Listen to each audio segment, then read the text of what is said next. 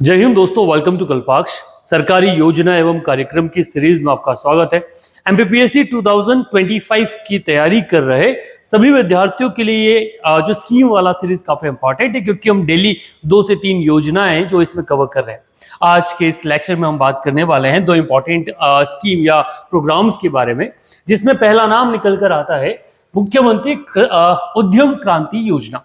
इस योजना के बारे में शायद आप लोगों ने कई बार न्यूज़पेपर या मीडिया में सुना भी हो, और इससे रिगार्डिंग क्वेश्चंस जो है वो भी लास्ट कुछ एग्जामिनेशन में पूछे गए हैं, जहां इसका क्राइटेरिया जो है उसके बारे में डिस्कस किया गया कि किस उम्र से किस उम्र के लोगों को इसमें शामिल किया गया। अच्छा, योजना के बारे में जानते हैं। योजना का पूरा नाम जो है वो है मुख्यमंत्री उद्यम क्रांति योजना। लागू कब की गई? तो इसको लागू किया गया था 1 जून 2005 को, 1 जून 2005, जहां से सवाल बनने की संभावनाएं अधिक होती है। विभाग जो इस योजना को चला रहा है उस विभाग का नाम है नहीं, इसमें थोड़ा मिस्टेक हो गया दोस्तों, मध्य प्रदेश उच्च शिक्षा विभाग लिखा हुआ है, परंतु ये विभाग जो इसे नहीं चलाता, ये भारत का मध्य प्रदेश का जो इंडस्ट्रियल डिपार्टमेंट है वो इस योजना को क्या कर रहा है, क्रियान्वित कर रहा है। उद्देश्य क्या है? स्वरोजगार के लिए प्रदेश के नागरिकों को प्रोत्साहित करना। इस योजना के अंतर्गत उद्यम सेवा क्षेत्र में युवाओं को कम ऋण पर और 3% ब्याज अनुदान पर क्या दिया जा रहा है, लोन जो है वो दिया जा रहा है। इसमें इंफ्रास्ट्रक्चर इकाई और उद्यम स्थापित करने के लिए युवाओं को 10 लाख से 50 लाख रुपए तक की जो राशि है वो दी जा रही है। वहीं सेवा क्षेत्र में 10 लाख से 25 लाख रुपए तक की जो राशि है वो विद्यार्थियों को या फिर जो युवाएं हैं उनको प्रोवाइड की जा रही है। इसका उद्देश्य साफ है कि सारे लोगों को नौकरी नहीं दी जा सकती। जब लोगों को नौकरी नहीं दी जा सकती तो उन्हें क्या करना पड़ेगा, उन्हें मोल्ड करना पड़ेगा कि वो स्वरोजगार की तरफ बढ़े, सेल्फ एम्प्लॉयमेंट की तरफ आगे बढ़े। अच्छा, पात्रता के बारे में चर्चा की जाए, जहां से सवाल पिछले वर्ष पूछा गया था।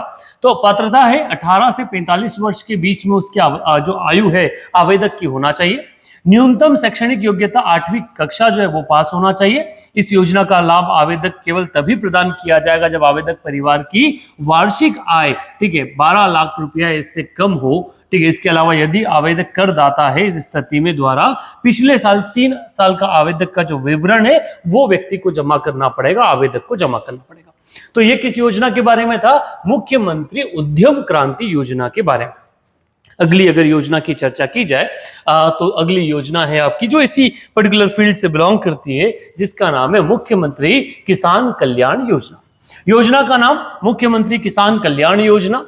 कब शुरू की गई? 22/9/2020 को, 22 सितंबर 2020 को ये योजना शुरू की गई। विभाग मध्य प्रदेश का राजस्व विभाग जो है इसको चलाता है। उद्देश्य क्या था? तो जिस तरह से किसानों की स्थिति या उनकी जो आय में अस्थिरता आई है उसको स्थिरता को लेकर आना, कृषि को लाभ का धंधा बनाए रखना की जो परिकल्पना है उसको पूर्ण करना, उन्नत तकनीक का उपयोग को बढ़ावा देना और कृषकों की आय का जो संवर्धन है वो करना। इस योजना के तहत किसानों को 2,000 रुपए की 3 किस्त में सालाना 6,000 रुपए की क्या है राशि जो है वो प्रोवाइड की जा रही है। उन सब किसानों को जो पीएम किसान सम्मान निधि के तहत सालाना 6,000 रुपए जो है जिनको मिल रहे हैं। तो मतलब क्या हुआ, 6,000 रुपए जो है वो तो प्राइम मिनिस्टर नरेंद्र मोदी द्वारा दिए जा रहे हैं, वही 6,000 रुपए जो है वो एमपी जो गवर्नमेंट है उसके द्वारा, तो कुल 12,000 रुपए में 1,000 रुपए जो मंथली की जो सहायता राशि है वो मध्य प्रदेश और केंद्र सरकार दोनों मिलकर दे रही। पात्रता इसकी काफी महत्वपूर्ण हो जाती है क्योंकि यहां से सवाल बनने की संभावना है वो आती है।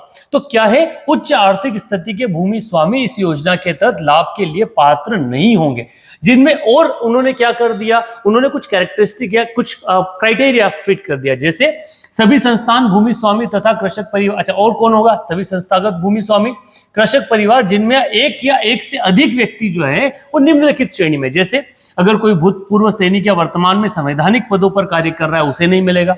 भूतपूर्व वर्तमान पदस्थ मंत्री, राज्य मंत्री, लोकसभा, राज्यसभा, राज्य विधानसभा परिषद के कोई भी सदस्य, उसे भी ये सेवा जो है नहीं मिलेगी।